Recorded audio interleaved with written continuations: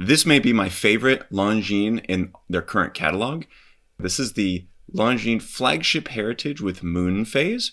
And this one has the gilt details. So the hour markers and the handset are in gold. I don't think it's real gold. I actually am not sure about that. I should look that up. They also make one that's silver details instead of gold details, gilt details.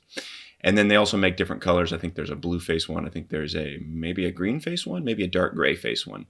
But this was the one that has always appealed to me the most. I had actually borrowed their regular Flagship Heritage without the Moonphase earlier this year. And I made a video about that, which I'll link below. And I really enjoyed that piece. It's got a small seconds at 6. Instead of the Moonphase on that one, it's a small seconds. And it also has a date, normal date window, I think at 6 o'clock. But that was not quite there for me. I felt like it was a great, elegant, modern day dress watch that wore really, really well. But the Moonphase is really the thing that appeals to me the most about this watch. So let's look at it. These pointed hour markers are applied in gilt. They go all the way around the dial, except at 6, and that's something that I thought was kind of interesting. Kind of didn't realize that until I actually got my hands on it. And at 6 o'clock, it's just a line. You know, this is one of those things where like you see the specs on paper, and then you see all these glorious up close macro videos and photos of it.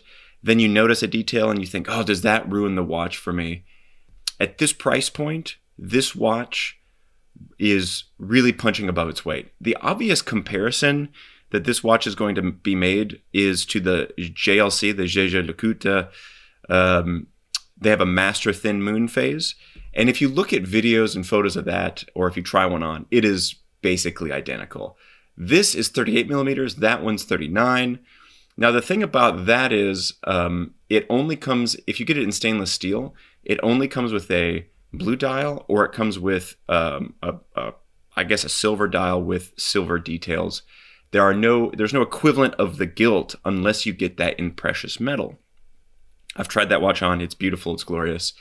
And a lot of people on the internet will point out features about this watch that are supposed drawbacks, but which, again, in practice do not bother me. So let me talk about those supposed drawbacks, and then I'll talk about my wearing experience here these last 6 weeks or so. So one drawback that people point out is that the dial has a bunch of different fonts, and I'd have to count them here. Let's see. The Longines, if you count the word mark for Longines, if you count that, it's not a guarantee that you should count that. There's no definitive reason that you should count that, but that's one. The word flagship is one. The date, it goes around, and it's a pointer date at the small 6 around the Moonphase. That's one. And then the word automatic is another one. And then, of course, if you want to count the Swiss made, you can count that too, but nobody would count that, I would think. To me, I think that's all a little bit picky. I personally think that the Longines, like I would not count the Longines word mark as a font, and even the word flagship I would not count as a font, because that's like the name of the product. So really, I think of it as having maybe 2 fonts, which is the date window and the word automatic. And what I like is that both of those are attractive fonts that I think look good, and they're fine in practice. Again, you compare that to the JLC, it's got maybe 1 font on it, and actually I think that font is uglier. I don't like it as much as I like the fonts on this. So in practice, not a drawback in my opinion. Another drawback is, you might notice, and I didn't notice this until I got this in hand, but at 6 o'clock, instead of there being an applied numeral, even a shrunken one, there's just a line. And if you look at the JLC, for instance, it's got a smaller marker there, and it's applied like it is the rest of the dial. And so that was something I noticed once I got this watch in hand, and I didn't notice it before. But once again, it's one of those things that in practice has not bothered me. It disappears from my mind whenever this is on the wrist. Another thing is the thickness. So the thickness is, I believe it's 12.4 millimeters or so. Obviously, the JLC is going to beat it there. It is like 9 millimeters thick, and the name of that watch is the Master Thin. But this was maybe the one thing that before I got this watch, I thought, is this going to bother me? And in fact, this was one of the reasons that I wanted to borrow this watch from Longines, because I think I might want to buy this watch, and I just thought, well, is that thickness going to bother me? You know, and you just look at it, and there's a polish around where the bezel is, and then there's a polish here on the lower case. The mid case has this brushed finish, I guess you would call it. There's a couple of dings on the side. This is a watch that they send out for borrowing, but that was like the number one feature that I was like, okay. And one of the reasons I wanted to borrow it so badly. And so let me just put it on my wrist. So on the wrist, in my experience, having worn this for 6 or 8 weeks, it has not bothered me. Now, I think the 38 millimeter size is a really good size. My wrist is 7 inches or so, maybe 6 3/4, depending. And I wear it a little bit loose. It's not, snug above the bone, but I let it move. And I found that the size of 38 millimeters is basically perfect. I think for a modern watch, it's got a really good balanced dial at the size that it is. And it's a really good dress watch. It's not too small. It's not too gigantic. And so the thickness then is the question. Is it too thick? Is it too thick? Now, if I move my sleeve and you look down the barrel, what you notice is, let's see if I can get my camera to focus. What you notice is the polished case parts kind of disappear. And it's the brushed part that really is the part that you see and notice the most in terms of thickness. And so it's hard for me to get this camera angle right.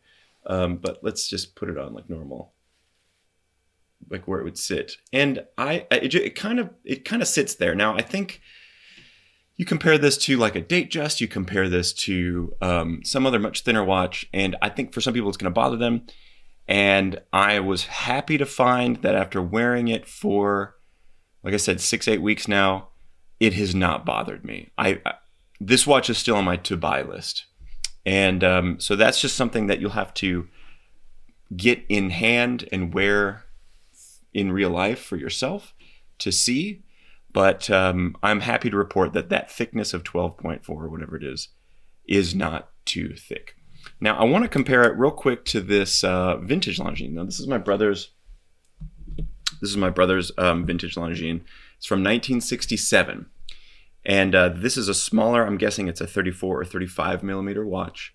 But what's really cool is to see sort of like it's got that same, you can clearly see the heritage of Longines in action here with the shape of the lugs and the case profile. This one is, of course, very thin and very flat. It doesn't have any complications, of course. It's just a 3-hand watch. But I just really love that he has this watch, and I was able to compare it to this because this is a beautiful 3-hand watch with really, really nice gilt details on the dial, just like the one that I've got. But of course, it's still a stainless steel watch. Listen to the winding of this, though. Isn't that wonderful? Absolutely love the winding of that watch. Because those vintage movements have that nice click. This one, however, listen to let me play the winding sound for this one. Almost no noise whatsoever. These modern automatic watches have a very, very, very smooth winding mechanism. Other details about this watch that I have enjoyed are just the champagne dial rather than silver. I love the gilt details. It makes it feel really warm on the wrist.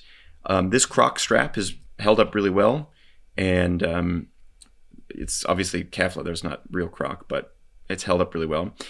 If I buy this watch, I would totally put it on a tan strap, but I would also put it on a green strap because green and gold looks really, really good together. On the back is this enamel case back. I think that's really cool. The Flagship Heritage is, I'm not sure if it's a reference to anything in particular in Longines history, but it's got a beautiful lacquer case back. So that's kind of the overview. I guess my big takeaways are, in practice, the main downsides that anyone are going to cite have not been downsides to me.